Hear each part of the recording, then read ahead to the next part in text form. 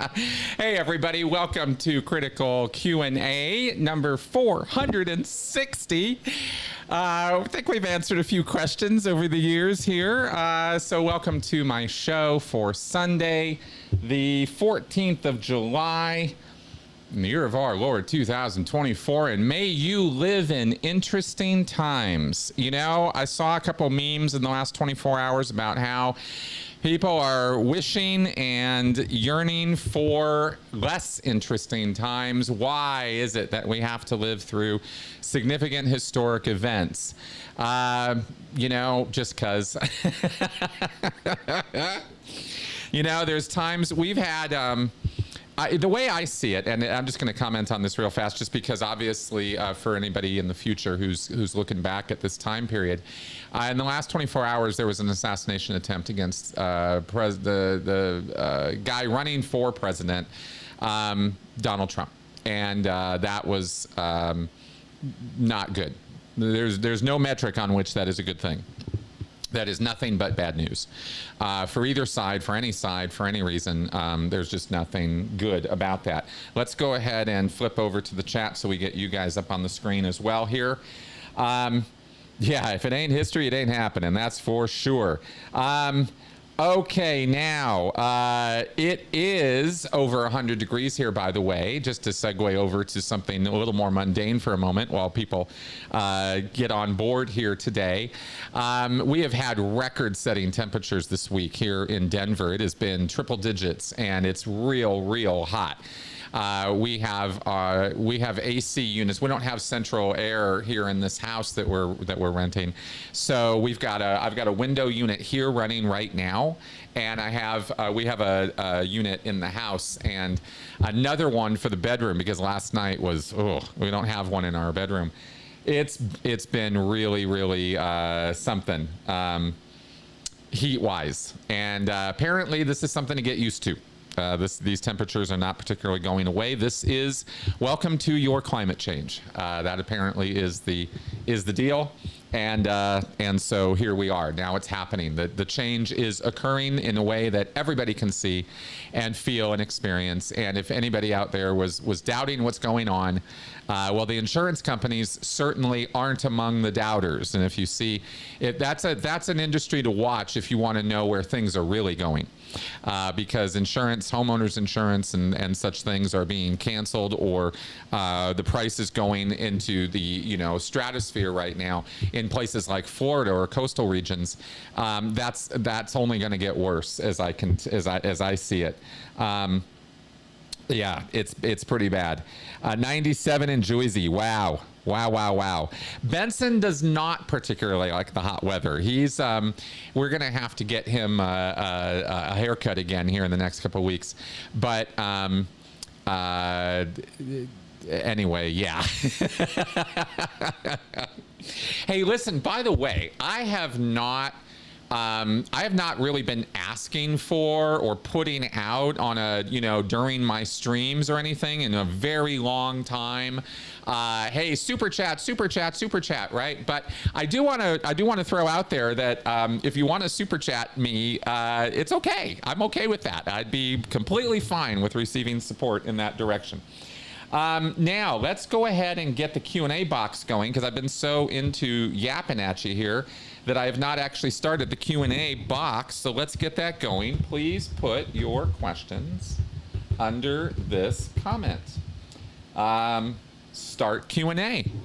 Okay, good. So now I have the comment box open in front of me here with questions that'll come in as you guys ask.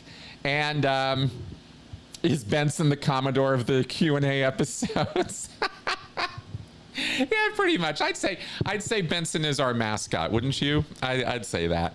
Yeah. All right. So, So as you guys go ahead and get your questions in the comment box there. This is a Q&A, and we are started, so let's go ahead and start answering questions. Why waste time? By the way, I'm wearing my Think shirt today. It's not illegal yet, and that is pretty much the theme of my my channel. You know, think. Now more than ever, tumultuous, historic, eventful times demand our careful consideration. These are the times that try men's souls and all of that sort of thing. And I really believe in this message to think, to apply your gray matter. It's the only thing we've got that sets us apart from the rest of the creatures on this planet. And we don't really utilize our thinking gears enough, I think, or ratchet them up enough. And during times like this, we really need to be thinking, because we're being inundated with propaganda. You are getting it from every end, from the TV, from the radio, from media, social media, news media, at work, at home, you know, at the club. You are surrounded by propaganda and efforts to get you thinking along different lines for different agendas. And the methods of that propaganda, the curves they enter in, all of that. That's what we cover here. That's what cults are all about. That's what deception and coercive control are all about. And that's what I want to focus on helping people with, right? So that's what we're working on here. Okay, so we will, let me switch over right now to the first question box, or question, there it is. Boom. There we go. First preset question for this week. Gary Morris asked me, what would a fictional film about Scientology look like to you? How would you turn it into a sci-fi film? Who would star in it? Okay, this was a fun one, and I thought, because nobody's ever really asked me this before. I have talked with people who have been working on or thinking about working on movies having to do with Scientology, like fictional accounts, or what would a Scientology movie look like, right?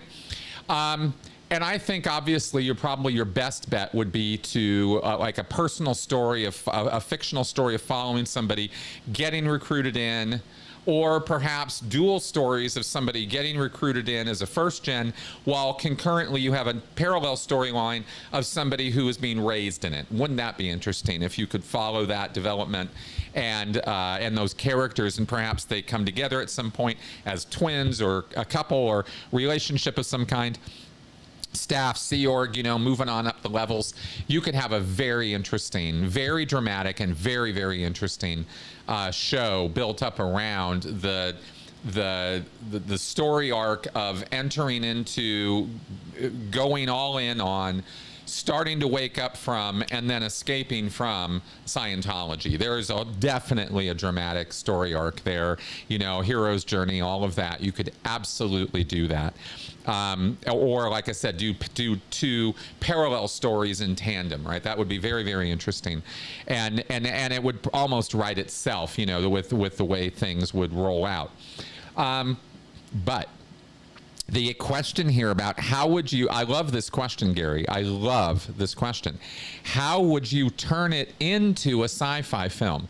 That enters in a whole new twist, because with that, you could create, as part of that storyline, you could enter in another parallel storyline or another useful storyline that might give you more insight into the psychology of what's actually going on with the characters, by showing in a dramatic narrative way their auditing, the memories that they are coming up with, from space opera to answer auditing questions or confessional questions or something, and show what they are thinking or experiencing as their sci-fi past. And you could make that into a narrative too, and you could introduce very interesting themes and symbolism into those whole track, as they call it in Scientology, right? The space stuff.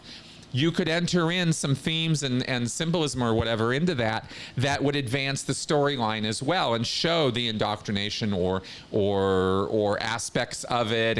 And I just think there could be some potential with that too, that could enter in the sci-fi elements of Scientology, and you could dramatize, even if you were to show all the way through OT3 and some of the other things in Scientology that also are just as dramatic as the Xenu thing, like the helitrobus implants or the gorilla implants, or all the theta traps and stuff that Hubbard talks about. If you put some of that to film, wow, would that be interesting for people to watch? Because it is really quite fun sci-fi. There's no reality to any of that, but it certainly is kind of fun sci-fi, right? So I think you could have some fun with that. I don't know who would star in it. I don't know. Anybody could, but I do think that's got some potential in it. Okay. Yes. I see your message here, Martin. Dear Chris, as a Hungarian, I'm very much interested in your content. The church is working in very interesting ways here in good old Eastern Europe. Yes, I am aware, and there is some good exposure going on from some people over there in the Hungarian area. So yeah. Keep going. I wish we had, and I've sort of opined about this in the past. I wish we had more representation in Europe in the ex-Scientology world. There's no real YouTube or work publicly being on social media being done that I'm aware of coming out of Europe. Now maybe there are channels and stuff in German or Austrian or France or something that I just don't watch, or I'm not even coming across my feed because it's in a different language. Maybe that's a factor, but I don't really see a lot coming out of that. Oh God, Stuart, yeah, super campy take on some of LRH's stories, Galaxy Quest style. That could be a lot of fun too. If some comedians got hold of some of this stuff, kind of like with what Trey and Matt did with OT3, right? Oh boy, that could be fun. There's a lot of parody potential and comedy potential in Scientology and in the Sea Org as well. You could do a whole different Adam McKay type take, where it's just so over the top and ridiculous, and yet giving you all the facts at the same time, kind of like they did with the God, what was that movie about the finance? The Big Short, that movie, right? That was Adam McKay. That kind of style, that'd be fun. Yes, actually, very true, Joe. Yeah, Mark Turi could do some work on that in that direction. Okay, let's go to the queue now, and let's start seeing what we've got coming in through here. Going up to the very top. I thought I had something earlier. This is the very first one I've got in the queue. Okay, here we go. Trump, OBG Foster asks, Trump has taken on a messianic mythos lately. Memes with Jesus Christ, saying he's being sacrificed for us, leading people and cussing in church. I find it creepy, but is it also culty? Oh, absolutely it is. Yes, that is very, very much the heart and soul of Trump's cult. See, okay. Let me give you the overview. Let's go backwards for a second, and let me give the full answer here. Donald Trump is followed by and has the support of very different, disparate groups of people. Not everyone who supports Donald Trump or wants to vote for him is in a cult. I want to be super, super clear about that. Not everyone who supports Trump is in a cult. However, there is a cult around Trump. There's a cult of personality that has been built around him that has a Christo-fascist kind of Christian nationalist kind of cult. It has elements of, the Christian nationalism, dominionism, the Heritage Foundation's Project 2025. This is from a Christian world that this is coming from. And part of what we went over on Friday from a person who had woken up from that cult, the way she described it is that you have a fear-based cult centered around the concept with a hardcore group of Christians. And there are thousands and thousands of them, maybe millions of them. I probably are millions of them, who firmly and fully believe. This is not a joke for them. I'm not being light and airy and funny right now. I'm being really serious. These people believe that they are being actively persecuted by the bigger world around, that they are being hunted, that they are hated and reviled and despised and made fun of, and that they are, that the general world around this Christian evangelical group, this cult, they believe that the world wants them dead, that if given their druthers, the world would actually put them in internment camps and kill them because they believe in Jesus Christ. This is a persecution narrative that has been incredibly effectively delivered to a group of people, a very large group of people, for decades and decades. This has been going on.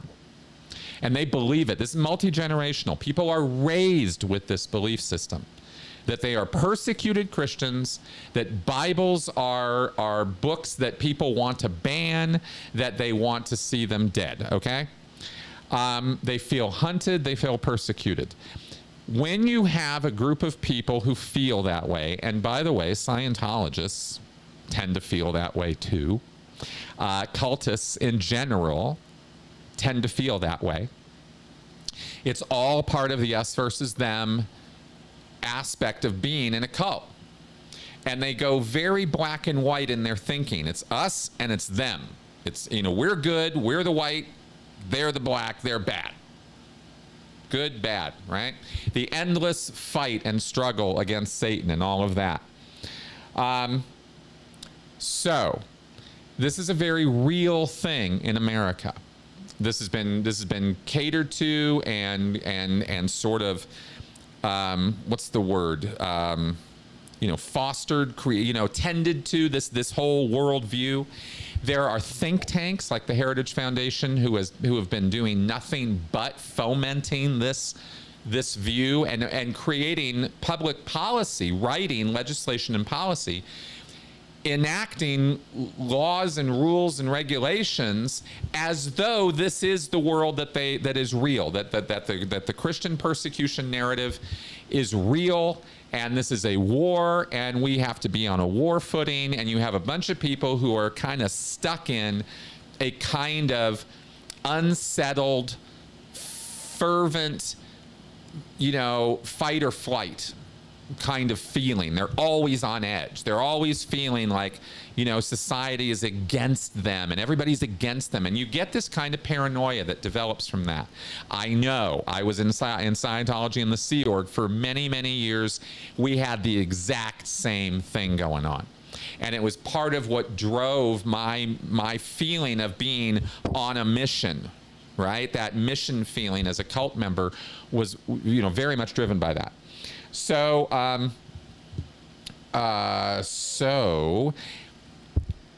because this is the case, that this fear base has been established amongst this large group of people who have a common belief in Jesus Christ as their Savior and go to church every week, and their pastor is their authority figure, and people will come through, big name pastors, right, like this woman on Friday talked about, and they will tell these frightened people, these sometimes terrified people, after they incite them into fear and rage over their condition of being persecuted Christians, which is complete fantasy.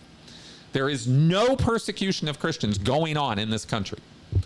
It is complete nonsense. But that doesn't matter. Truth has nothing to do with cult beliefs at all. They are completely separate things. So you take this base of people who are already riled up this way and have been for many, many years, and then you tell them, this is your Savior. This guy right here.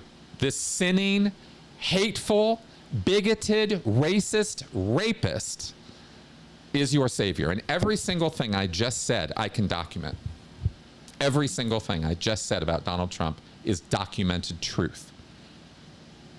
So that's their savior figure. And because they're told by their authority figures, their pastors, their ministers, their local and state and federal legislators and representatives, all of them are on the same page, that Donald Trump is the guy who's going to lead them as a political figure to a salvation situation, a savior situation where Christians will no longer be persecuted and where their rights will have superiority over the rights of anybody else.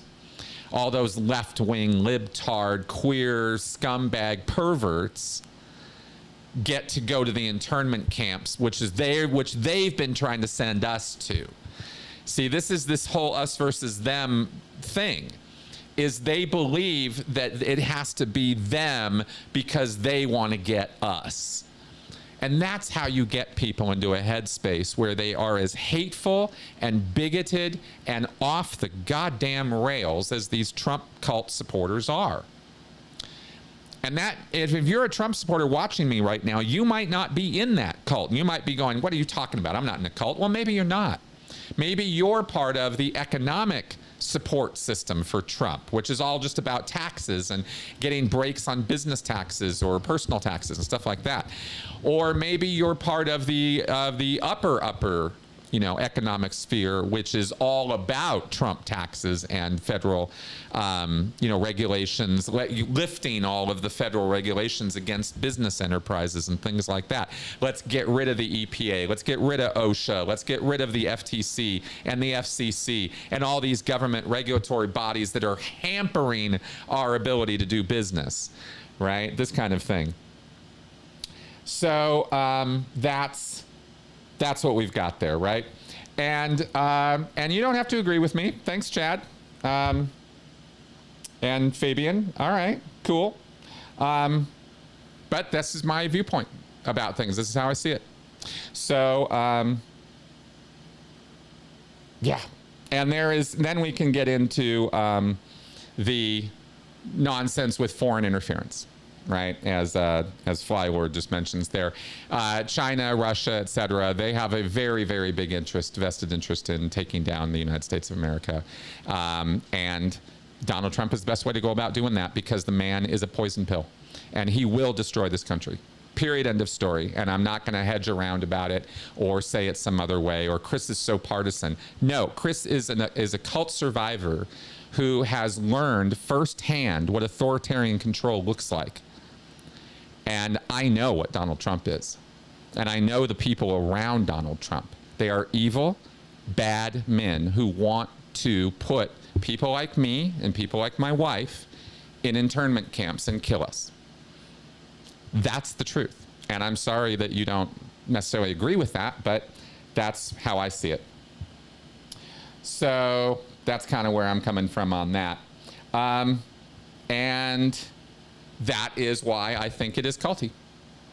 In a nutshell, in a short version answer to that. So happy to talk more about any of that if there's more details needed, but that is where I'm coming from. Okay, let us carry on. Joe DeCeppo asks, do you think the Marty Rathbun arrangement is reciprocal? David Miscavige doesn't go to jail for the McPherson evidence and Marty Rathbun stops getting harassed.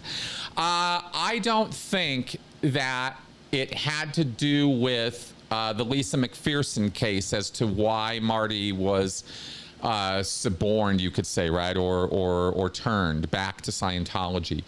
I think that, that obviously that could have had something to do with it. I could be wrong. But he destroyed the actual physical evidence, and the case is kind of closed. And I don't think Marty Rathbun was in a position where he was going to bring Lisa McPherson's death back onto the table as a chargeable offense. Unless there's something I don't know, I'm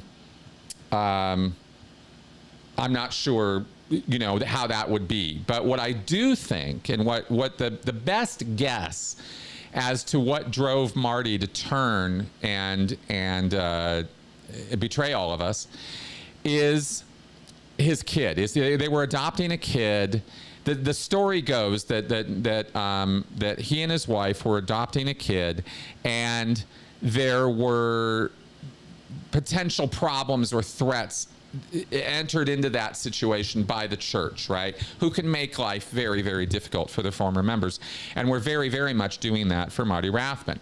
Marty was sort of overseeing a legal case, a lawsuit against the Church of Scientology, that his wife was actually the named bringer of this case, because Scientology was stalking and harassing and fair gaming Marty and his wife. And Marty is an ex-church member, but his wife never was. And so the church's assertions that, you know, they could just go after former members didn't really fit or apply at all when it came to her.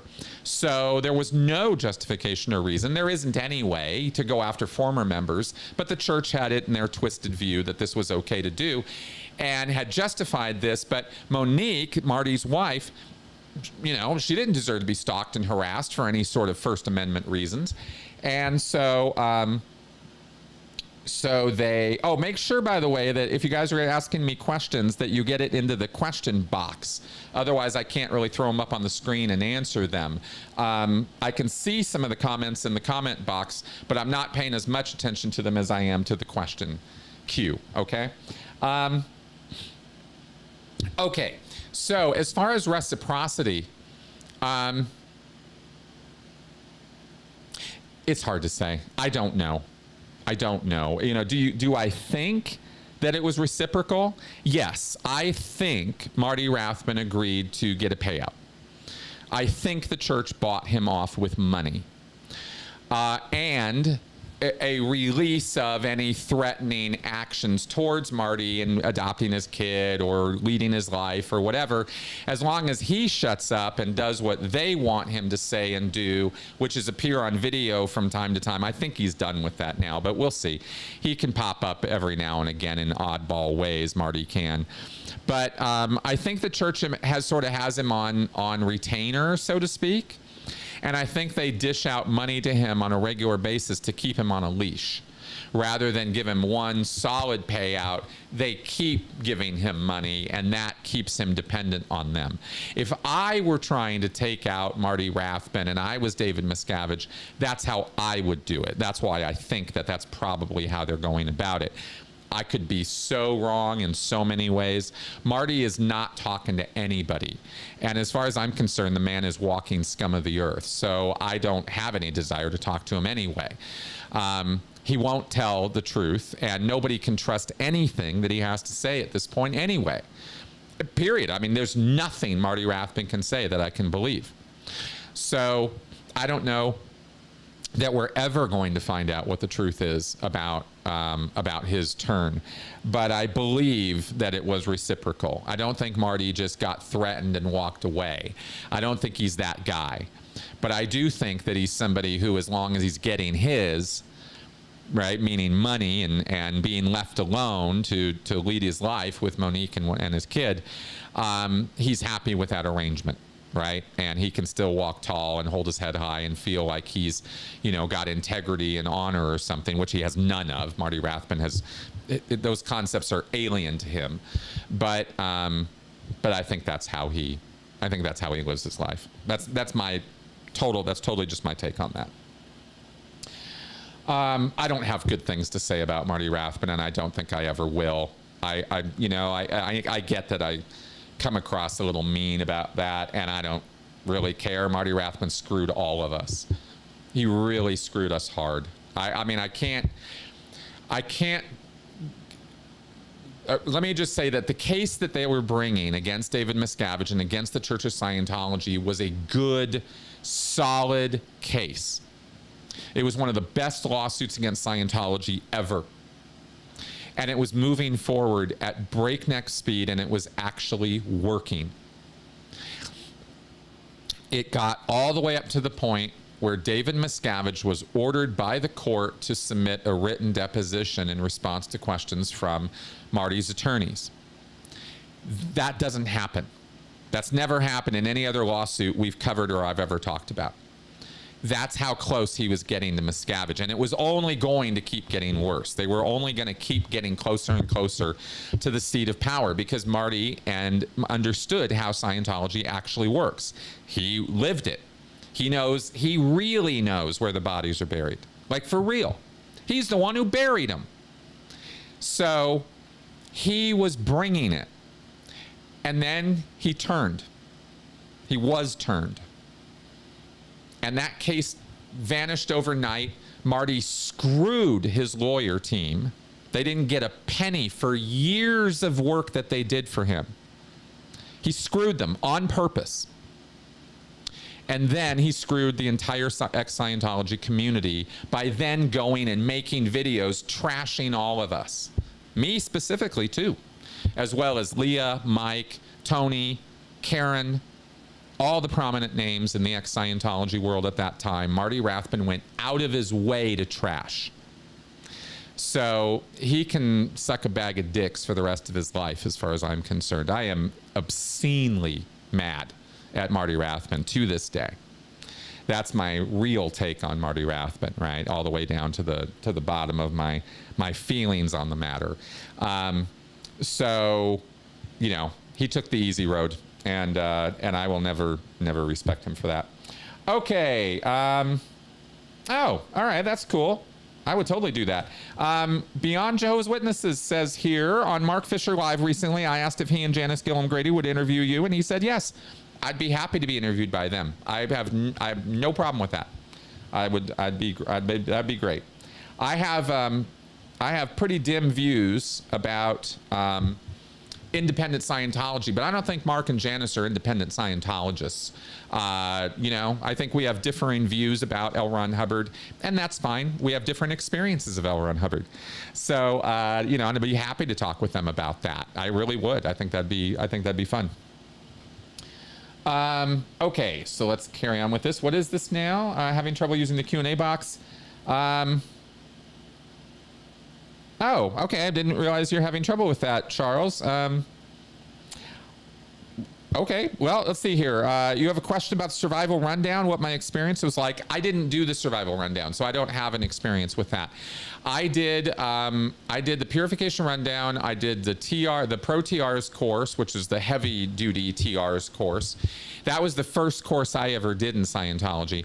And then I did the objectives as an audited action. I did a little bit of co-auditing of the objectives on a course called the Hubbard Qualified Scientologist course. That was the third course that I did in Scientology. I started on the heavy duty stuff. I started with Pro TRs, then I did the student hat, and then I did the HQS, the Hubbard Qualified Scientologist course. Usually you would do those in the opposite order. I was second gen, and they thought, you know, TRs, let's get it to them, and that's how I went in. The survival rundown came out years after I was already in Scientology and had already completed those actions. So I never went back and did it. I did do a breakdown on this channel, I think a year ago or so, maybe two. It was a while ago, on the objective processes and what those are all about. And I actually have the objectives Bible, this big book of all the objective processes, and I walked through it with everybody, and we kind of walked through the different kinds of processes and stuff. That's probably the closest thing to an answer I have for you on this channel of what you might be looking for on that. So so there you go. And you are welcome for all those details on Marty Rathbun. It's been a while. I thought maybe I should give the whole story on him so people understand what that was all about, because I realized it was years ago. It's funny how, isn't it funny how when you live through things and know things, you just kind of assume everybody else does too. And then years later, after the fact, right? This is one of the curses of getting old, is older, right? I don't think I'm old, but I'm older. And you see younger people who just have absolutely no idea, none, about stuff that you take for granted. How do you not know this, right? But and I know every generation goes through this. It's hilarious. Okay, so anyway, so that's what I can say about that. Okay, Redpill 3000 with his usual mix of silliness here today. Do you like fruit juice?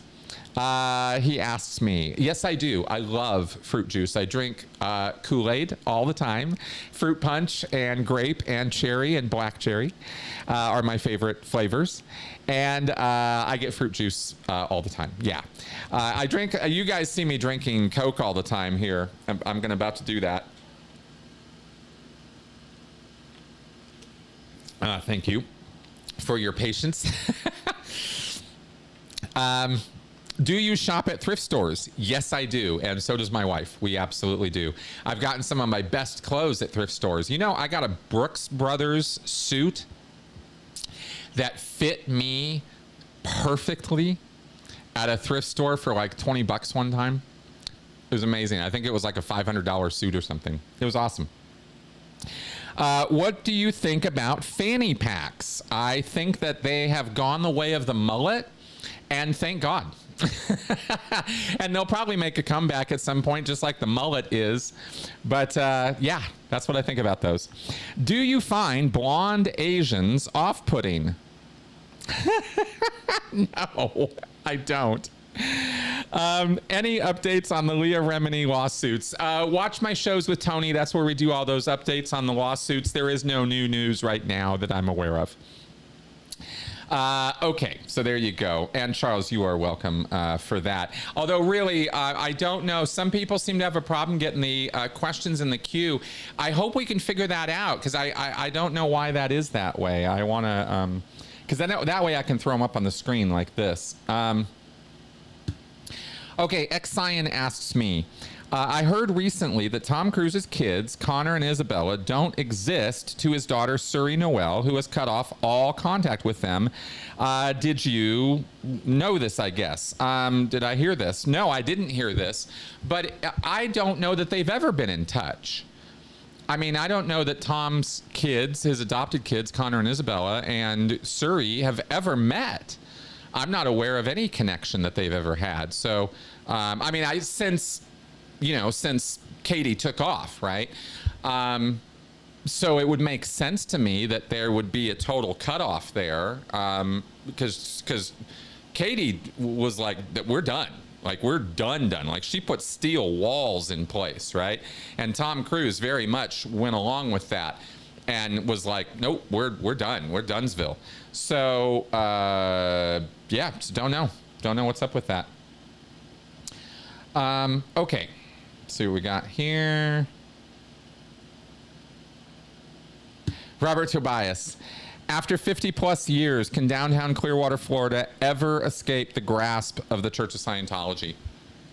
I believe that the answer is yes, but not the way they've been dealing with it. Not at all. And they're not indicating any sea change in how they're going about relations with Scientology. The Clearwater City Council has been warned from within the first few years of Scientology arriving in Clearwater. Scientology landed there in 1976, 77. And in 1980, I believe, there were a series of hearings that were recorded, and you can find them on YouTube, of people testifying for hours and hours to the Clearwater City Council. Paulette Cooper, L. Ron Hubbard Jr., I mean, prominent people telling the Clearwater City Council, get these people out of your town. You have no idea who these people are, what they are about, or what they're trying to do here. They are literally here to take over your town. They were told. They were told repeatedly. They were told again and again and again. Every city council of Clearwater has heard about this, and they adamantly ignore it. Adamantly. They just refuse to take any actual action against Scientology. They just won't do it. They won't follow up with any criminal investigations of Scientology that matter at all, right? They just brush them off. you know, I run out of words. I really do. I'm so frustrated with Clearwater. So frustrated with them. It's one of those memes of like, it's one of those memes that you see of the wolf telling all the sheep, right? You know, I'm your man, I'm dressed, you know, like maybe dressed in sheep's clothing, right? Or maybe not, you know, we need a strong leader, this kind of thing. You know, they're just acting like these sheep, right? And this wolf is walking around amongst them. That's the Church of Scientology. That, you know, they just don't or won't or don't care to see. I like I said, I'm out of words at this point. I don't even understand it. So that's, yeah. So that's what I could say about that. Okay. Beyond Jehovah's Witnesses, do most children raised in Scientology stay in the cult when they reach 18?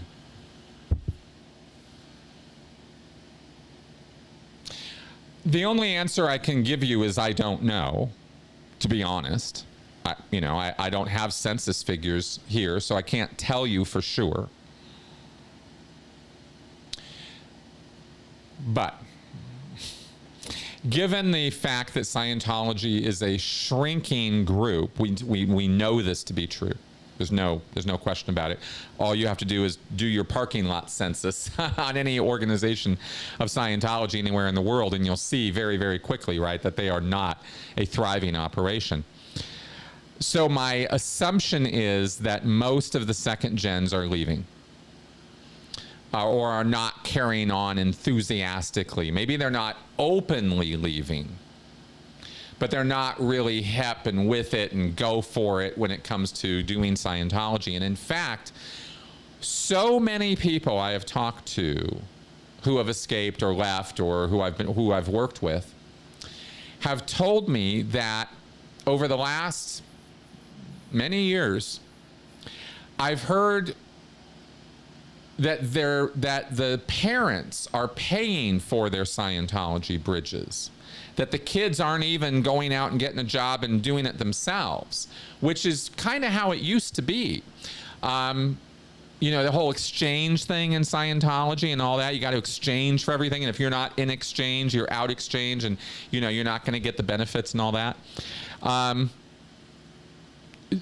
So the kids are not even interested enough in it or incentivized enough to go get the money, to take out the loans or earn the money to do Scientology. They're doing it on their parents' dime. That tells me they're not as interested in it. That's the message I get from that is, oh, the parents have to pay for it because the kids aren't doing it or wouldn't be doing it if the parents weren't paying for it. So that tells me something about it, because I'll tell you, when I started doing Scientology as a second gen member, I had to pay for all of my services myself. My parents didn't pay for my stuff. I had to pay, well, they did, but I paid them back. My first set of those 3 courses I mentioned earlier was $900. It was a package deal. And I had to go sell my car to pay my parents back for those courses. So I sacrificed. I wanted it. I was hungry for it because I was convinced. Right? I had my conversion moment with the personality test and with the information. So I was on board. I don't see that happening with these kids if their parents are paying for it. To me, as a former Scientologist, that's actually a big deal. Maybe other people won't see it that way, but from my experience of it, I think that's a very important detail. So, so that's what I can say about that. So I think in answering your question beyond Jehovah's Witnesses, that they probably do, in the majority, stay in Scientology, air quotes, but not really, right? Not hardcore, not really practicing, not really, you know, showing up every day kind of thing. That's what I'm thinking is going on right now. Is I think the second gens are distancing themselves.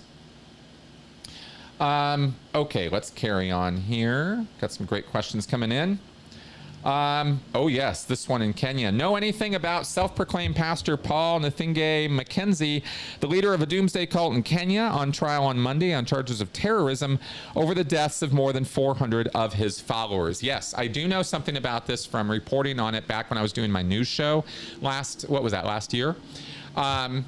This was a story that I covered, and this is absolutely a cult situation out in the outskirts of Kenya. There was, if I remember right, this was happening outside a fairly, this was happening in a very outskirty kind of remote village. There were people, and there were deaths. There were people dying, I think, of starvation or some other sort of issues. And this guy is, they finally getting this guy into trial. This was a religious thing. He was a prophet. This is a thing that happens in Africa, just like anywhere else, I suppose. It was surprising to me that it was in such a remote area, but then it was tied into this very rich town that was a kind of a tourist trap kind of place that people would go to. I remember that as one of the elements of the story, but all the details of it are not totally clear to me as I'm sitting here right now. But I do know something about that, and it's a justified prosecution. This man was absolutely using coercive control against people and instilling religious belief to, do the whole cult thing and enrich himself and all of that. This is I think the thing that impressed me, left an impression on me the most about what I remember about this story is the destitution, the poverty of the situation. These were people who were in such a bad way, and it reminds me of the point that cults thrive in environments of chaos and desperation. That's when people really lose their damn minds and center around these charismatic authoritarian types. That's what we're seeing right now in the United States, right? Same phenomena. So yeah, so that's what I see going on there. What? Somebody made an account called Benson Shelton and says, "Can I have a treat, please?" That is very cute. Oh my God. And there's a little picture of my dog. That is so cute. I hope that's not something nefarious. I think that is so cute. But I can't believe somebody made a whole account to do that. Wow. Okay. All right, ex-Cyan. Leah Remini recently said that Tom Cruise might be conspiring to pull his daughter Suri, Noelle Cruz, back into Scientology now that she's an adult. What do you think about that? I think anything's possible. Tom Cruise is certainly somebody who would be interested in that. There would be good reasons I could see for him to want that to happen. But whether he's actually taken action to make that happen, I would need to see some evidence of that. I'm not sure what Leah's referring to. I'm not saying she's wrong. I'm saying I don't know what she's talking about. So I'd have to see what she's referring to there. But imagining what I imagine about Tom Cruise and how he lives his life, if he could turn Suri, if Suri came to him or wanted to have a relationship with him or reached out to him or something, and he thought he could get her, he'd do it. Yeah, he would definitely do that. Not just for the egg on the face to Katie, but as getting her back. That would be a bonus. But Tom's a true believer. Remember that in Scientology, right? He really, really believes in thetans and Xenu and volcanoes and all of it. So he wants that for everybody. He truly does. I don't think of Tom Cruise as an evil person. He's not a bad intentioned, evil, nefarious man. He's a propagandized, brainwashed man. And there's a huge difference. Right? He intends good things. He wants good things for people around him. It's just his idea of what good is has been rewritten by Scientology into something awful. right? So anyway, so I don't want or hope that he gets his hands on Suri. I hope she stays the hell away from him, because he's manipulative. That just because he's, you know, not an evil person doesn't mean he's not a Scientologist who is just as manipulative and just as, like, you know, off the rails and narcissistic as anybody else in Scientology. It's a complicated thing, isn't it? You know, ugh. But yeah, I'll have to show that Benson account to Mel. That's right. Okay, so that's what I have on that. That is so cute. Okay, let's see here.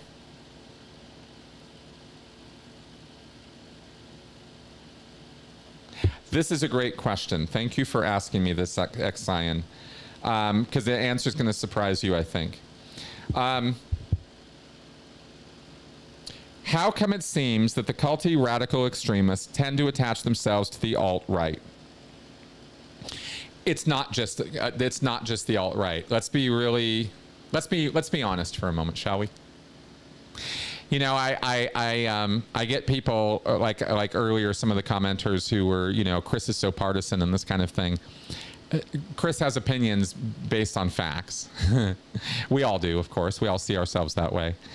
And that's kind of the point, is there are people on the left who are just as culty and just as authoritarian and just as off the rails as the people in the alt-right.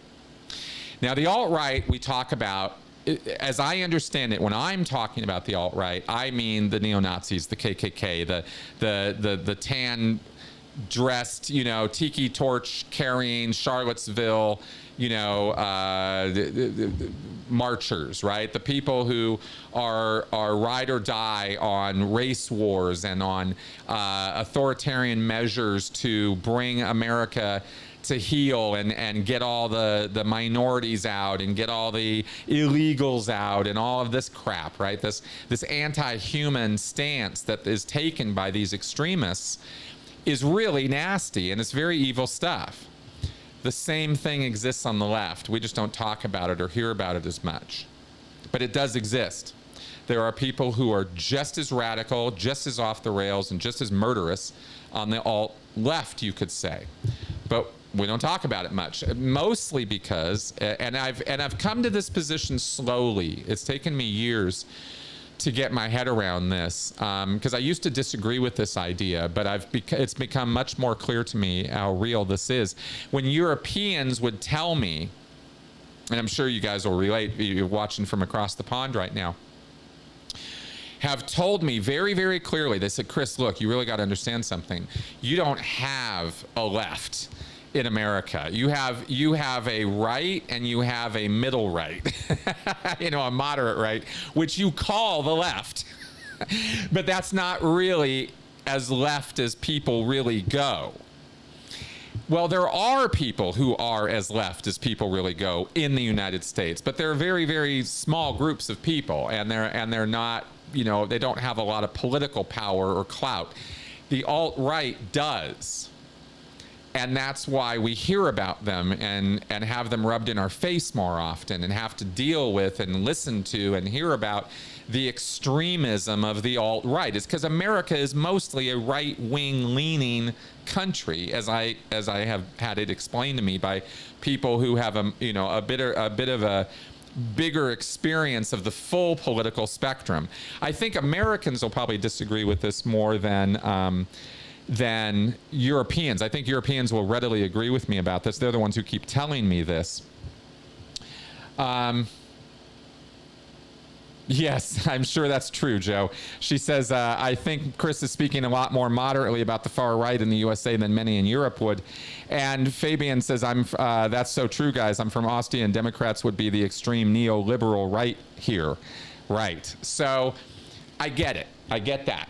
Right. And so when I talk about these extremes in America, I'm talking from the American perspective. When I say left and right in America, I'm talking about how we understand that.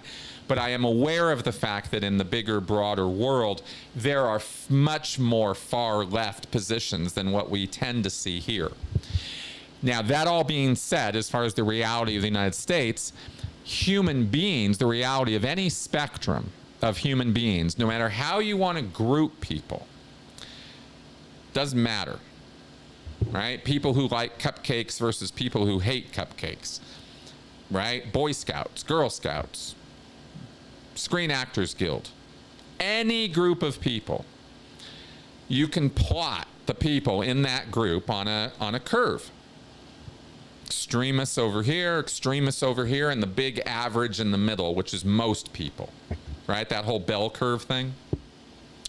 You always have extreme representation in any group of people, right? The most extreme on this end or on this end. The most extreme cupcake haters versus the people who are the most extreme cupcake lovers, right? You can always metric that out.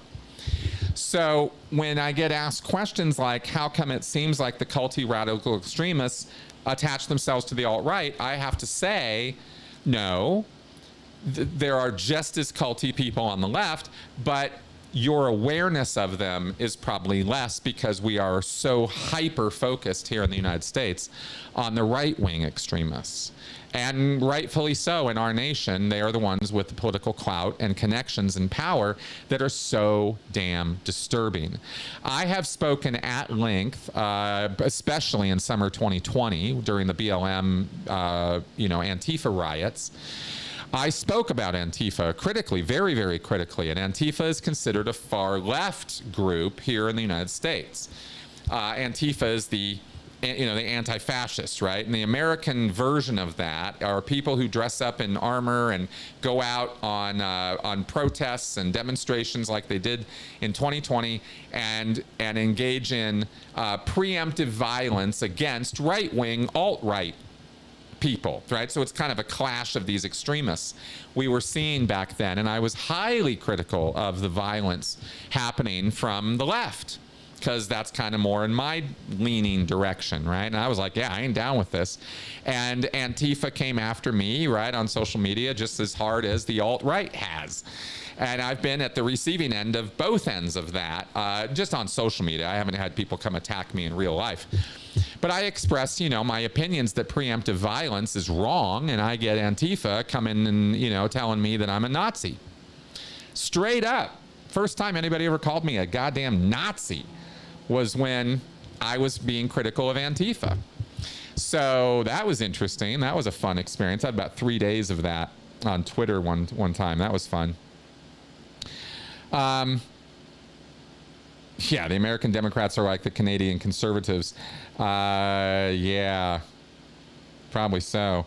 So anyway, that's about as deep as I can go. I'm not a poli-sci major, right? I don't pretend to be. I'm just a guy, and I just pay attention as much as I can to this stuff and try to orient it as best I can to my views of things. But mostly how I'm looking at the world is through the lens of coercion and predators and what people get up to that way. And that's not really super... it's sort of a politically agnostic thing, because every human being is capable of culty behavior and predatory behavior and all of that. And so that's the lens I'm looking at the world through. And it just so happens that right now, at this time, at this place where I sit in history, the United States of America has a very, very big alt-right extremism problem. We don't have a big alt-left extremism problem here. We don't. Despite whatever the persecuted Christian cult or, Liberty University might tell you, and they are the extreme end of the right in this country. They'll tell you all about the evils and horrors and awfulness of LGBT and the extreme left of the trans people and this kind of thing. That's what they think of as extreme left-wing, radicalized, violent nonsense. That's how they typify it, is trans, LGBT, right? Interracial marriage, right? These progressive values that our culture is finally catching up to, they think is horrible, evil, violent, awful. They're out to kill us, right? That's the Christian persecution narrative. That's the problem we have in the United States right now, which is why I'm focused on it and why I'm so critical of it. And you can call me as partisan as you want, but I'm really not. I'm more than happy to look at and be critical of bullshit on the left. I point, the left and the right. I am. I have proven that already. So I'm not who you make me out to be, and it really bothers me when people do that. Really bugs me, because I know I'm not that hyper partisan person, but I have very strong views about authoritarian figures and people who are going to take away our rights. Our rights exist on the end of a thread. That's how fragile our rights are in this world. The American experiment with the Bill of Rights and our Constitution is some of the most progressive thinking when it comes to government structures that this world has ever seen. And for the last 250 years, there have been predatory, narcissistic, evil people who have been wearing away at the foundations of this country and its structure for this day, for this time period that we're in right now, where they get to take over and they get to have the reins of power over this whole world, right, through the United States military. And I feel like I sound like some old crazy white guy conspiracy theorist when I say stuff like that. It sounds, I can't believe I'm having to say words like this. It feels so weird. But that's how I see the world. I can't not say how I see it, right? So I hope that answers your question, next line. I know I'm going on in different directions here, but I think I tend to repeat myself a lot. I'm trying to not do that. I'm trying to cut back on that. I know I do that a lot. Anyway, there you go. Here's a much more mundane question. Let's go to this one. Also from Xion. Do you or Melissa cook? What's your favorite food, both in a restaurant and made at home? What a fun question. I cook. Mel does not cook. She cooks a little bit. She does basic stuff, but I'm really the cook in the house.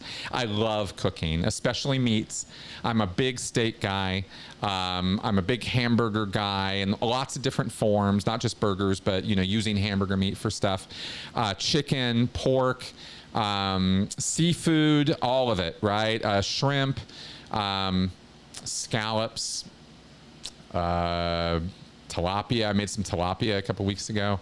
I love cooking any kind of meats, and more so than the veggies. I like fruits a lot too. I like mixing it up with fruits. I do a pretty mean strawberry salsa. That's fun. That's some good stuff. People love my strawberry salsa. And I think one of my favorite foods to make is ribs. I love jelly glazed ribs.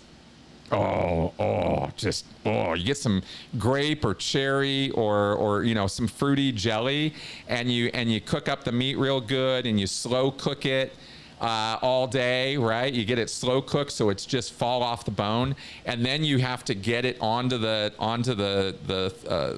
cookie sheet and get it into the oven and broiled so it gets all crisp and tasty, with some jelly glaze on there. Oh my God. Oh, love that stuff. So that's what I've been having fun with this year. And steaks. I'm a big steak guy. I love grilling up steaks. And we finally, a couple weeks ago, got the outdoor grill fired up. And I have yet to cook on it, though, because it keeps raining. Every day I go out there to grill, it's either too hot like it is now, where it's just I can't go out there and do it, or it's sunny but then it's raining. We've had the craziest weather in Denver. I mean, we're gonna have rain apparently for like the next 4 days. So it's been like crazy hot, and it's in the 80s and 90s, but we're also getting rained on. Anyway, so cooking is totally my jam. In more ways than one. All right. I don't want to bore you guys with too much more about that. I just wanted to, but that was a fun question. Thank you. Okay, polar vortex. Here's an interesting question.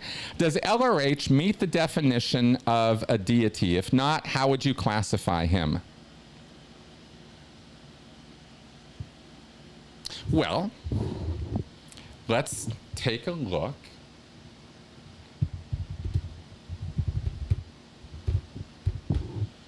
The word deity is defined as a supernatural being like a god or goddess that is worshipped by people who believe it controls or exerts force over some aspect of the world. The word deity means divine nature, quote unquote.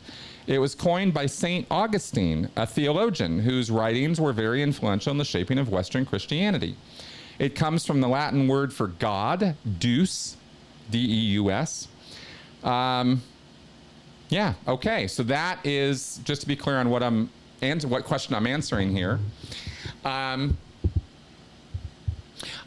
don't think L. Ron Hubbard meets the definition of a deity, even in a Scientology context.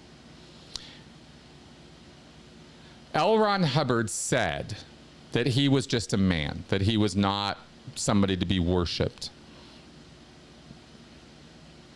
That's actually dogmatic in Scientology. On top of that, the Scientology belief set clearly indicates that L. Ron Hubbard might be a big being, quote unquote, but he's just a being. He's just a thetan. He's not like a super thetan. He didn't create the rest of us. We don't owe our existence to him. We do not worship L. Ron Hubbard as Scientologists. I didn't. Nobody did. We didn't think of him as a deity or godlike figure to bow down to and prostrate ourselves in front of. And I think if someone had tried to do that to L. Ron Hubbard in person, he would have laughed at them and told them to knock it off. That wasn't quite the way he wanted his power to be manifested. He wanted followers and slaves. He wanted people to follow his commands without question. But that's a different thing from being worshipped. Very connected, very close, very related, but not the same thing, not as I see it. So I can't classify L. Ron Hubbard in any sense as a deity. He is somebody that Scientologists admire. They think of him as a genius, as a man amongst men, right, above men, as a big being, but not as a different kind of being. And I think inherent in the definition of a deity is that a deity or a god is something that is not the same as you are. The very nature of a deity is it's superior or more powerful, more wise, more intelligent, more everything than you are. Which sort of, in a way, that power structure, right, that relationship demands subservience on your part to the deity. L. Ron Hubbard was a different thing, you know? Yeah, that's how I see it. Yeah, and by the way, as Redpill says, right, he had irritable bowel syndrome. So, you know, can you really worship somebody who has IBS? All right, let's carry on here. Oh, we are well past an hour. This is great. Let me see here. Is this something I can do something about? Let's see. Just checking something here. Yeah, let's go ahead and do that. Forever. Okay, cool. All right, getting back to the question queue here. Oh, let me skip back over to the preset questions because I want to make sure I get to those too. When you guys send me questions by email, I'm trying to get them also thrown up here. So let's flop over to number 2 here. Ryan Craig asked me recently, do Class 5 orgs have birthing spaces for Sea Org members? Okay, so Are there, in other words, are there places out at the city level orgs, churches of Scientology, like here in Denver, where Sea Org members would live or sleep? And the answer is no. Churches of Scientology do not generally have sleeping quarters for Sea Org members. The only exception I can think of here is that, well, it's not an exception. It's not a birthing space. I don't think that there are Sea Org members who live in the orgs. There is, or has been in the past, I don't know if it's something that's done still to this day, but there have been security watches and people who stay overnight in the churches, like, you know, but they stay up. They're not sleeping there. So I don't know. So I don't think so. I don't think that there's any birthing spaces there. So that's what I wanted to, that's the quick and short answer on that one. Let's go back to our question queue. All right. Let's see here. Oh, okay. Let's take a look here. Shane asks here, this reminds me of DARVO, persecution narrative. What are some of the common tactics in DARVO as far as attacking their target? Okay, great question. DARVO is a term that's used in psychology to describe narcissistic behavior, or a pattern of behavior that predatory personalities engage in order to deflect and misdirect attention away from them and towards a target. DARVO stands for deny, attack, reverse, victim, and offender. RVO, right? Reverse the victim and offender. So DARVO is a tactic. It's a behavior. Lots of people do things that look or sound like DARVO, but DARVO as a whole is a very, very calculated, premeditated kind of activity. Anybody can get defensive in the moment and can try to turn the tables on somebody, or be insulted, or feel on the spot, or feel like somebody's, you know, giving them crap, and can then respond badly. Oh yeah, well you too, right? Or whatever I said right back at you, right? And that could be interpreted as, or thought of as, DARVO, but it's not. That's a pale shadow of DARVO. DARVO is a very strong thing to do to somebody, because you not only deny and attack, but this reverse victim and offender thing is where the real calculation and skill comes into play. Because what you have to do is not just attack the person who's attacking you or calling you out for your bad behavior. Let's say you're a predator and you're gaslighting somebody.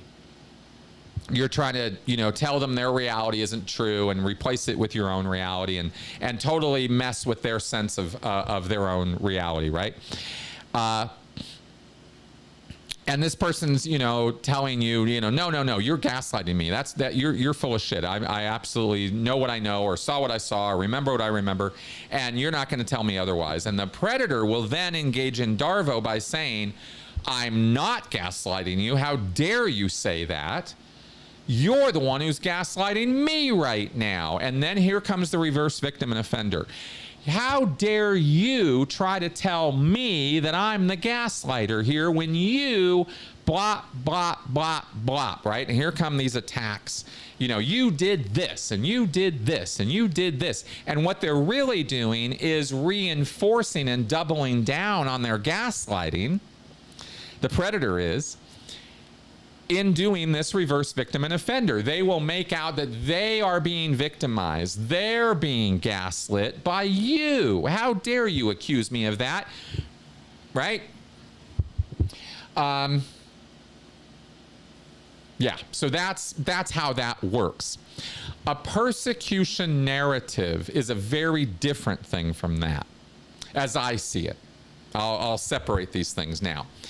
A persecution narrative is a wonderful tool in a predatory toolbox when you're over or have influence over a group of people, and you can bind them, unify them, using a persecution narrative, because it instills tribalism, and it instills a victim narrative, and people respond very rapidly to victim narratives. They very much take to being a victim. People do. They don't want to be offenders, but they will kind of gravitate toward being victims. Because from a victim vantage point, you get sympathy, support, care, right? Money, etc. So it pays literally to be a victim. It doesn't pay to be an offender or a predator. In the public eye, from perception perspective, it does pay to be a predator, but I'm saying the perception's all backwards, right? So if you can convince a group of people that they are being persecuted and that they are a persecuted minority, you create an identity, or you help create an identity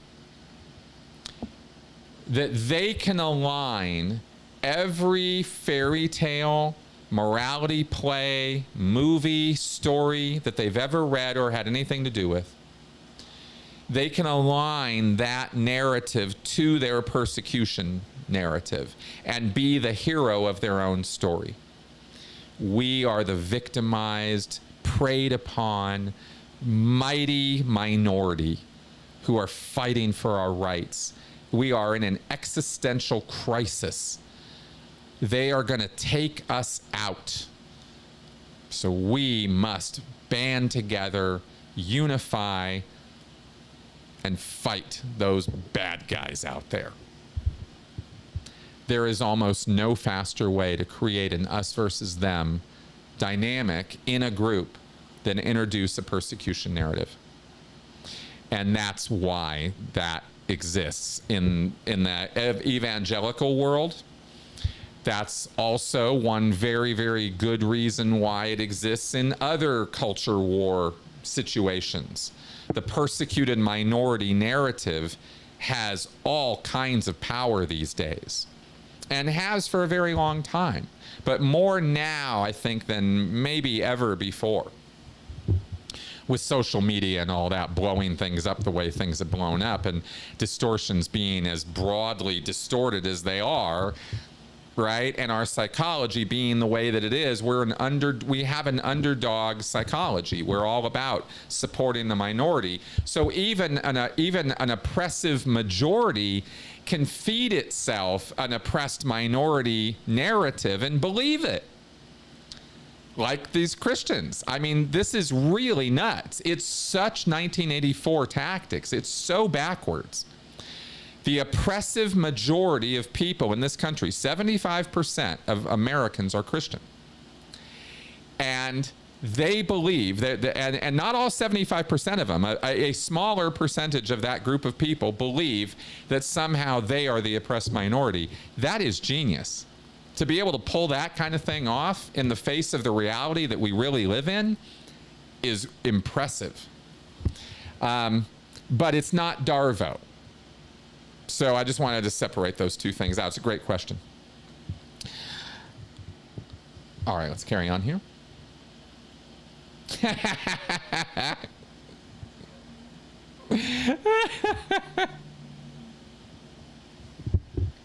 No, I'm not stupid enough to run for president. Besides, I wouldn't get past the first rounds, with my background.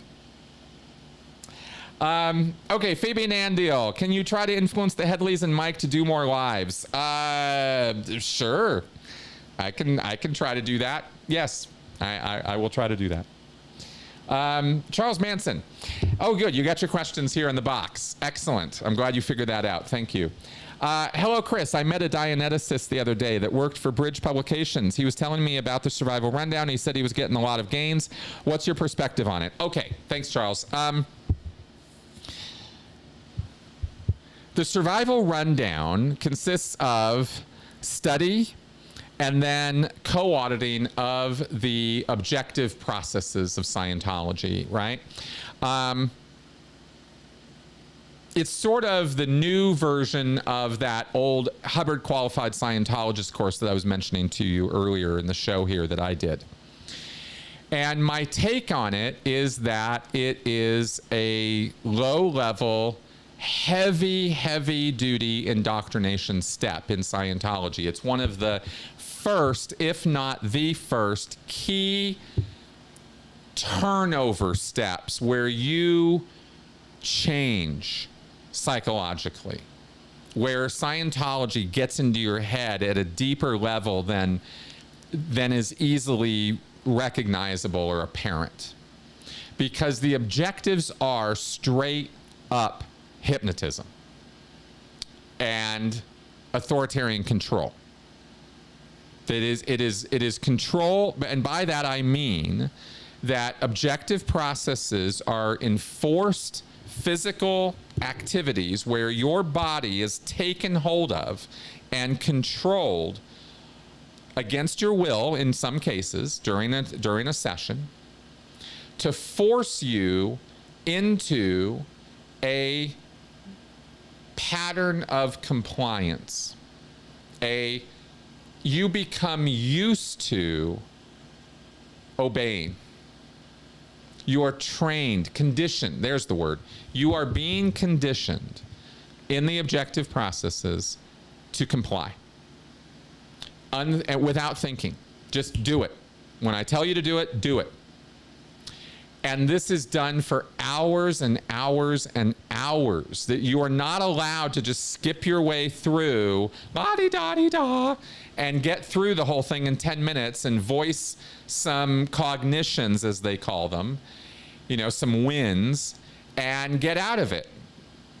You have to do the processes until they bite, is how they put it in Scientology, quote unquote, right? You have to do it until you go unconscious, until you're out of it, until they have induced a heavy trance.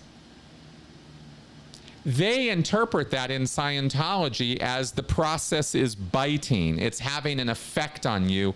It's creating a good thing in you by running out all of your past unconsciousnesses and your past bad incidents of control or your past oppressions or suppressions. This is what Scientology will tell you these processes are doing to you, but that's not what they're doing to you. They're doing the opposite of that. They are mentally conditioning you to become a slave to Scientology. I don't know a more blunt way to put it at this point. No Scientologist would ever agree with anything I just told you, because they have a whole different interpretation and explanation for what's going on. I've already lived through that interpretation and explanation. I've been all the way down that rabbit hole, and I had to claw my way out of it and figure out, along with John A. Tack and so many other people, Steve Hassan, but mostly John, right? As an ex-Scientologist, I'm saying, we had to figure out what the hell happened to us. And this is what our explanation is for what was done to us, is we were mentally enslaved through hypnotic trance induction, post and pre hypnotic suggestion and commands, and so much indoctrination. I mean, we've talked so many, I've spent hours and hours and hours breaking down Scientology indoctrination because there are hours and hours and hours and hours of it. I'm not giving you these big, long explanations for short things that happen to you. It takes hours and days and weeks and months to condition you in Scientology into this other state of operation. And that's what the objectives are all about. That's what the survival rundown is, from my perspective now. So that's what I got for you there. All right. I hope that clarifies that. And feel free to ask me anything else about that, Charles. Okay.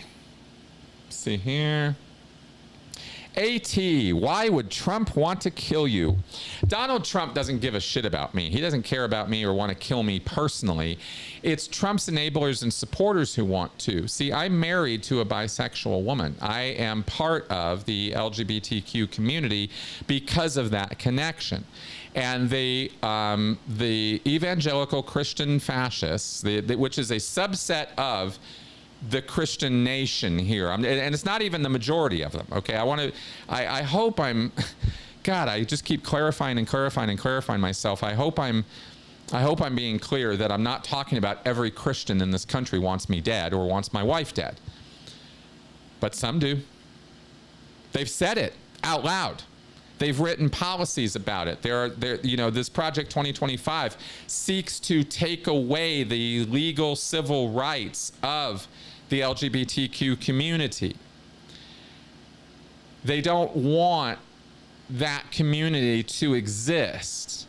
They think of people in that community as insane, mentally deranged, perverted, evil, and they feel that they must be destroyed, wiped off the face of the earth as a sin against God.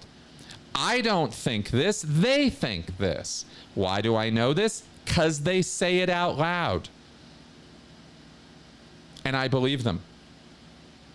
Why would I not believe them? This is what they say they want to do.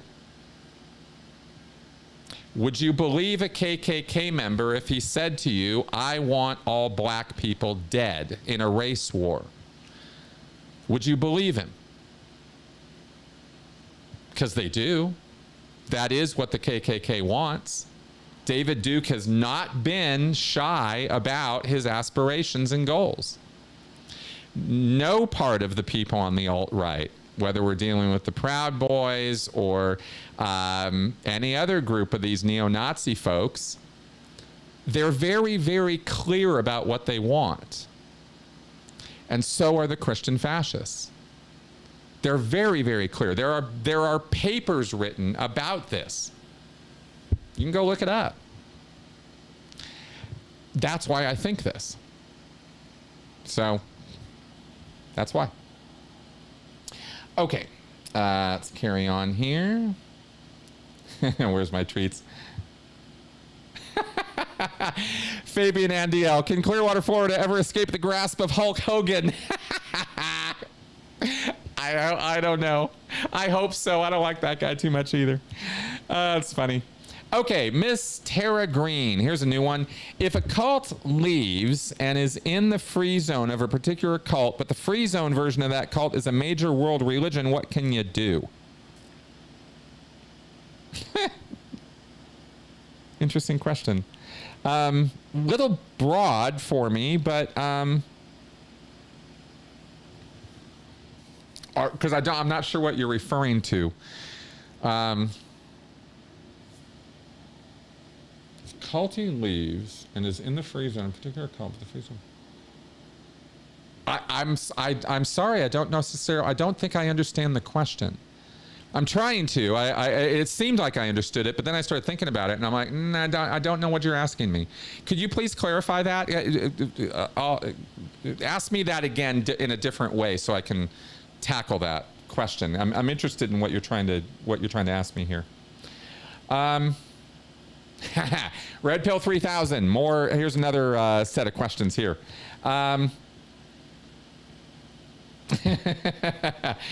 Is there any hope for techno music to make a comeback? I hope so, because I kind of love techno. I know. So I know. I just lost some of you with that statement, but stick with me, please. Yeah, I'm into some kind of techno. I don't like the totally repetitive trance kind of music. There's music called trance music. That's not quite my brand of techno. I'm more into people like Paul Van Dyke and Paul Oakenfold and some of the classic techno stuff I like still. Are you for or against wearing Ed Hardy shirts? I guess I'm gonna have to say against because I don't wear Ed Hardy shirts. Sorry. Do you like the movie Boogie Nights? I love the movie Boogie Nights.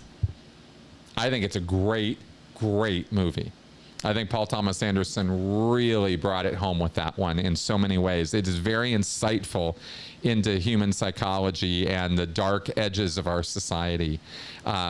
It sort of went fairy tale ending, which, you know, was a little bit out of character for the tone of the whole movie. I thought the ending was almost jarring in its sort of abrupt turn into a feel-good ending. But up until that point, and I'm not into dark endings. I like happy endings in movies, right? So I'm okay with it, but it wasn't thematically really consistent. That's my only criticism of Boogie Nights. If you've seen it, you probably know what I'm talking about. Yeah. That's what I can say about that. And then, and I'm very disappointed, by the way. I'm going to say this. I'm very disappointed in a couple of the people who were in the movie, especially Mark Wahlberg, who have distanced themselves from it. Oh, well, I wish I hadn't been in that. You know, Mark Wahlberg went and found religion, and he's become a complete asshole. My opinion. But I don't think there's anything to be ashamed of. It's a very insightful movie. And what do I think? Who do you think will win the upcoming Mike Tyson fight?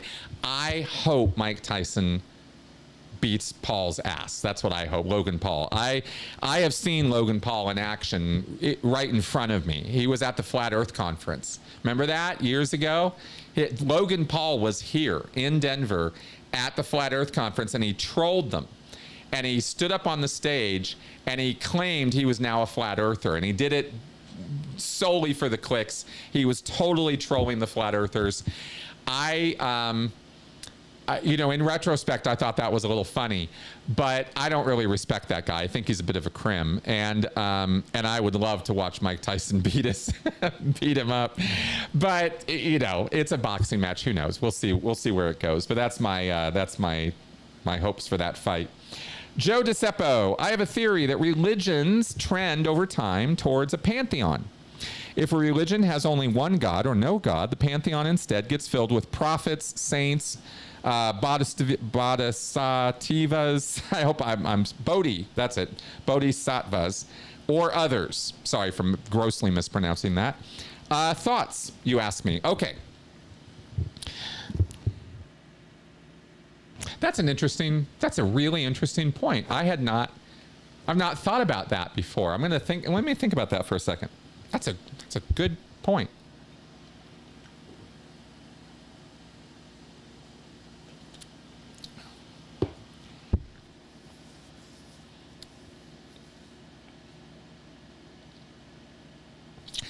Here's what I'm going to offer on that.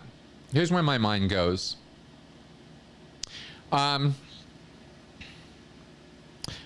believe it was Buckminster Fuller, and if you don't know who that is, you should look him up because the guy was amazing. He's the guy who invented the geodesic dome and a number of other engineering things. He was a genius. The guy was amazing.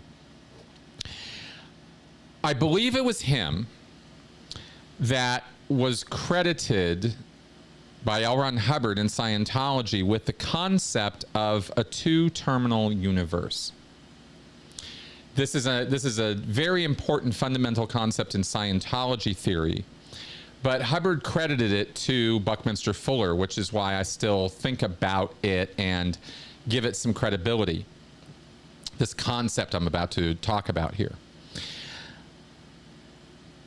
The two-terminal universe proposes the idea that one of something cannot exist comfortably, especially from the point of view of living beings, the way we perceive or interact with the world.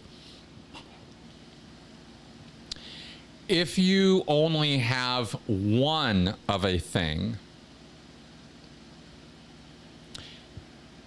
you can't compare it to anything else.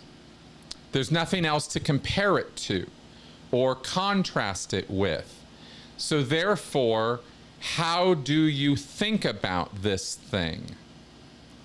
It is at once, if you only have the one thing, it is at the same moment the best and the worst, the greatest and the smallest. The you know, like the one thing embodies all spectra because it's only one. You would need another thing to compare to it so that you could then think with and give perspective to what you're looking at. That's you know, sort of the thinking with having two of things. Hubbard goes into other nonsensical things with this about charge and two terminals, you know, creating electricity off each other and stuff that I don't particularly, you know, cotton to, right? But this concept of a single thing being unevaluatable, unjudgeable, unperspectivizable, right? I mean, I'm just making up words here, but you know what I mean? Like how do you evaluate a thing? You can't, unless you have something to compare it to. So this is what comes to my mind when I think about your question, Joe, because I think, yes, what you're saying makes a lot of sense to me, that human beings, that people would create pantheons or lesser other versions of a deity, or, you know, other iconic or symbolic figures who represent aspects or parts of the power that is represented by the overall deity. I can see why that would be if this two terminal thing is true, that we need something to bounce the thing off of, or we can't really talk about or think about that one thing very intelligently, right? I don't know. Does that make sense? I don't know if it does or not, but it's what comes to mind for me.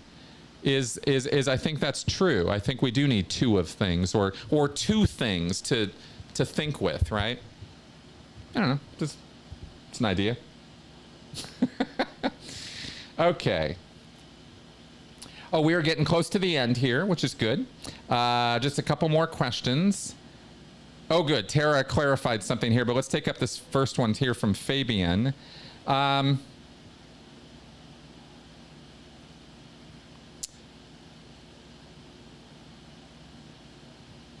Fabian asks, political question, why don't you support and grassroots for a small party instead of supporting 50% of the big money establishment, red, blue? Okay. In other words, why don't I go all in on a third party here in the United States? Because their third party is not going to win, that's why. And if I don't give my vote to the side that is, you know, least bad, then I'm potentially giving a vote to, I'm throwing my vote away. Because I know for a fact that no third party in the United States is going to get elected right now. No third party outside of red, blue has a chance of getting elected to the highest office in the world right now. No Libertarian or Green Party or Purple Party or any other group is going to have a viable contender in this race. Efforts in the past to support or make a viable third party candidate have always failed in my lifetime. Remember Ross Perot? He was the one who came closest, and he dropped out. Right? He was edged out before anybody could even vote for him. That reality doesn't exist in the United States, and it is one of our downfalls. It is one of our biggest problems, and it's one of the biggest problems that is hiding in plain sight, because we're so dominated by the two-party system that we can't get ourselves past it. But we're also oppressed by the two-party system because both parties work almost in collusion, it seems, to stop any viability from happening in a third party. Like, they actively work to cut all of that off at the knees before it can even get started. They won't let third parties happen here. So that's why I don't put my energy or time into trying to support that. That's my answer. Maybe other people have other answers, but that's mine.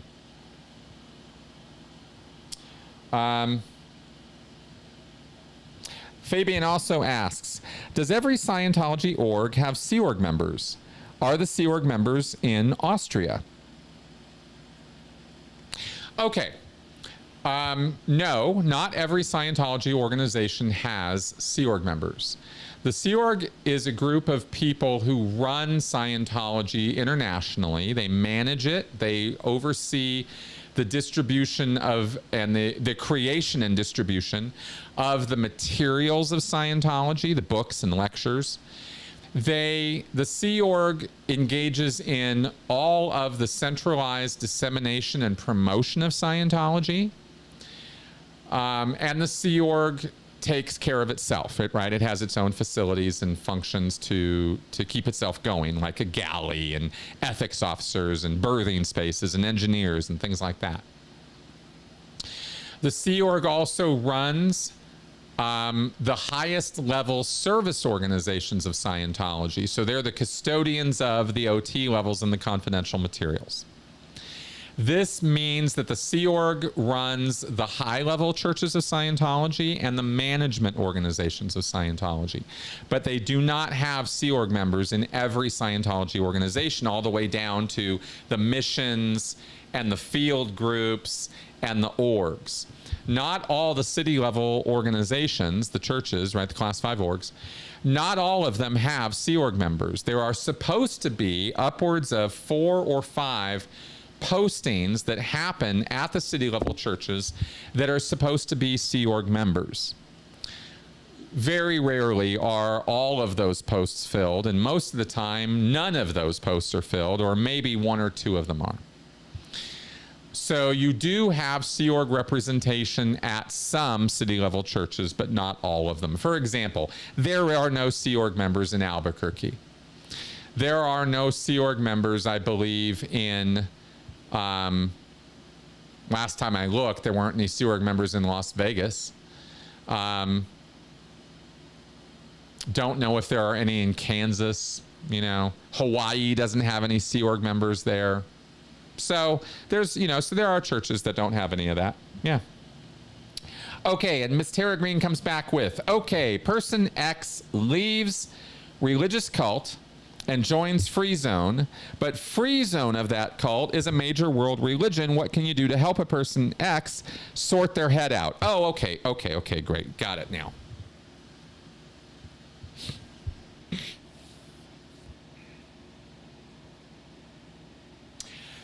Basically, I would do the same thing I would do with anybody in terms of an ex-cult, post-cult experience, right?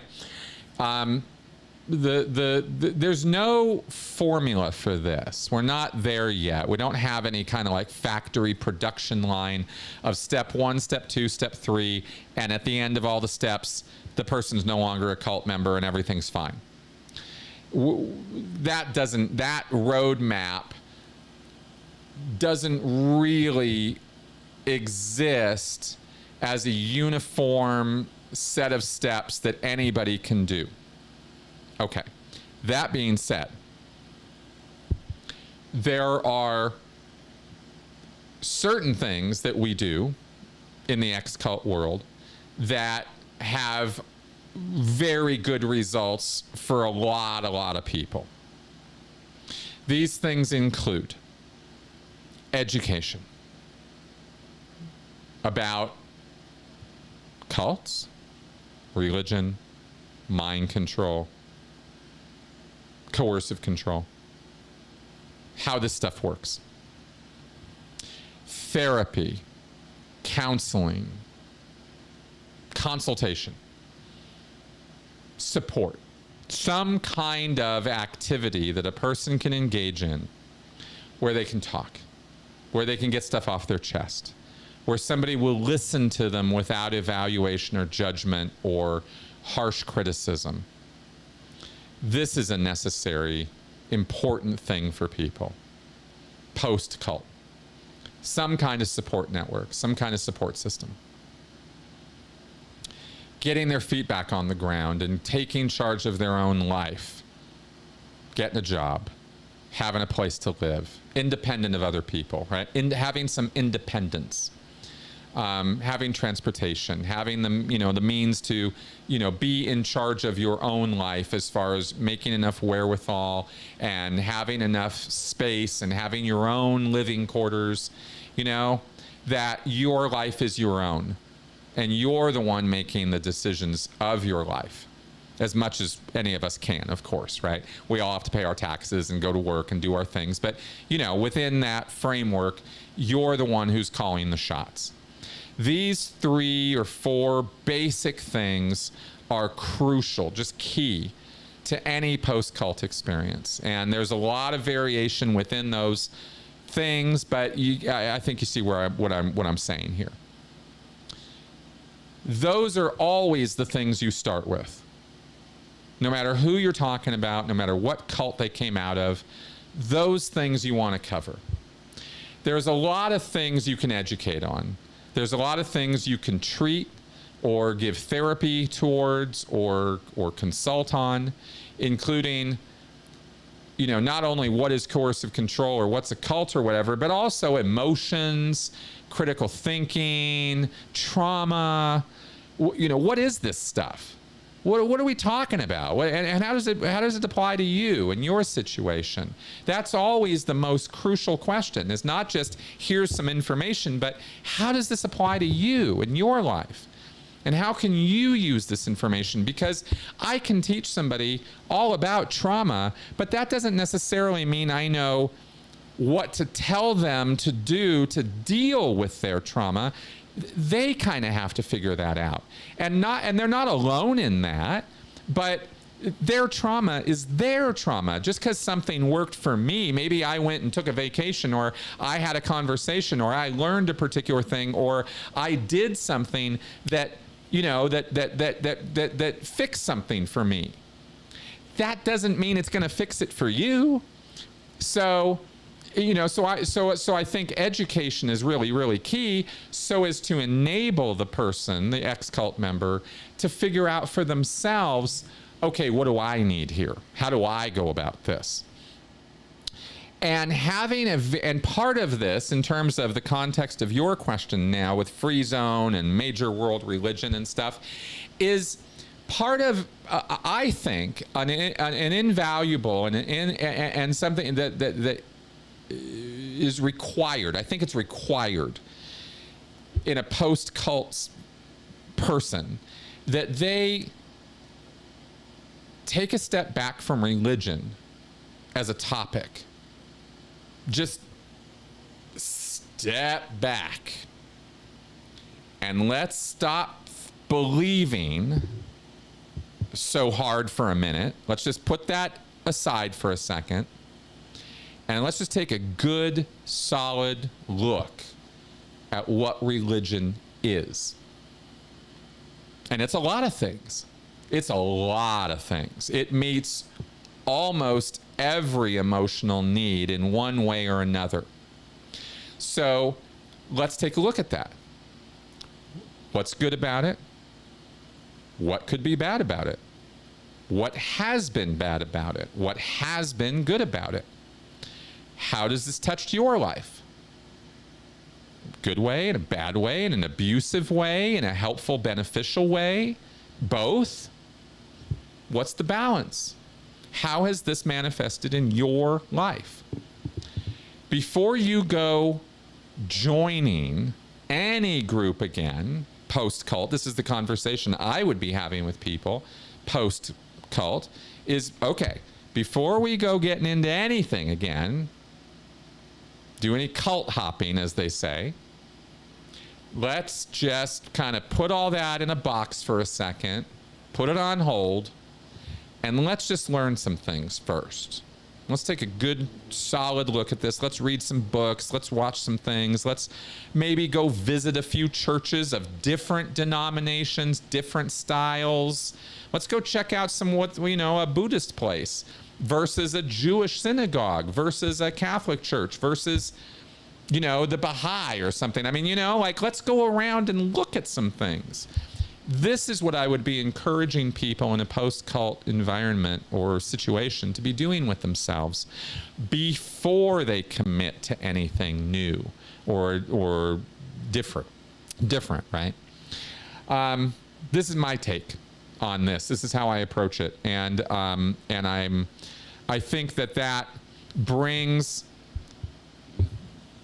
some rational consideration, maybe, right? It's an effort to try to reduce the emotionality of the belief and go, okay, let's just take a look at what this whole thing is about, get some perspective on it, and then let's open up that box of beliefs again and go, okay, what's good and bad about this? What's helping me? What might not be helping me? What has harmed me in the past, and how can I learn moving forward to not let that harm me again? How could I do that? What could I do differently than what I did before so I don't end up in the same situation again?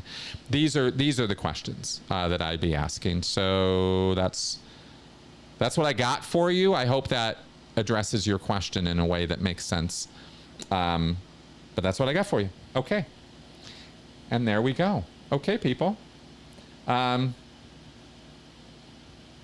I think that's all we got. Let me, one last thing. I have one more preset question. Okay, let's go to it. Let's see here. Oh my goodness. Okay. Michael Yoder. In a lecture from 1955 to auditors, LRH talked about a PC hiding, quote unquote, as well as, quote, negative knowingness and negative lookingness. I'm sorry, I can't help laughing at some of this. What do these mean in Scientologies? From the book How to Chart, or lecture How to Chart the Pre-Clear from 1957. All right. Michael's always asking me for clarification of these things. Hiding is a tone level on the negative tone scale. So if you go down the tone scale, the emotional scale of beingnesses or tones or emotions that a spiritual entity can manifest or live in, then hiding is one of them. And hiding is represented as a thetan hiding in a cave. All you can see are his little eyes or something sticking out, right? Hiding is supposed to be a place where a thetan lives, where it's not coming out, it's not poking its head out, it's not really looking around much. And so what you experience, okay, let's say you're talking to Joe Smith here. And Joe Smith has a body, and you're talking to his body. And the thetan that is Joe Smith is hiding. He ain't there. He's not there. You're talking to what are called circuits and mental machinery and habits and action patterns and things Hubbard asserts are social mechanisms that the body just carries out. Oh, it's you look wonderful today, Margaret. Oh, I've never seen you with that hat before. It looks wonderful, right? This kind of talking is not, the thetan ain't there. This is all just social mannerisms and etiquettes and, habits and things that their bodies have. And so that's kind of what he means by the PC is hiding. Negative knowingness and negative lookingness is Hubbard's way of describing or talking about an inversion that will occur with a thetan's ability to know or look at something. If you imagine that a thetan is outflowing into the world in order to look or perceive the world by casting out what you might think of as string or tentacles or, you know, flows of energy that touch things and perceive them and feed those perceptions back to the Thetan.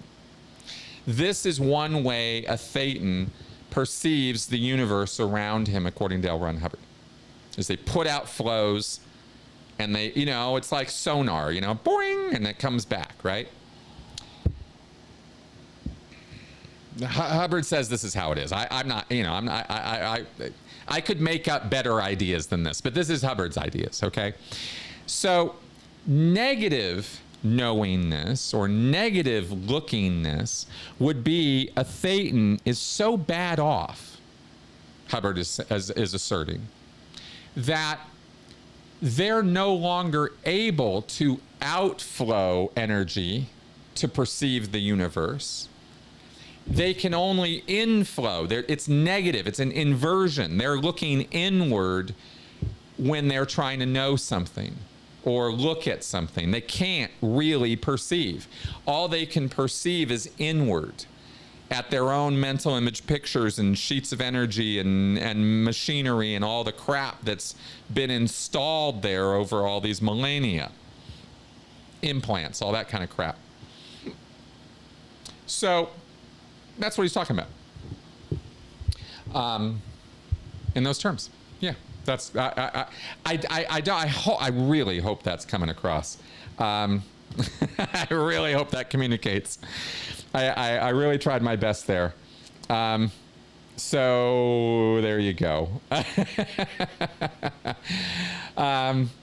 Okay. Thanks, Margaret. Oh, that's funny. Yes, you look fabulous today.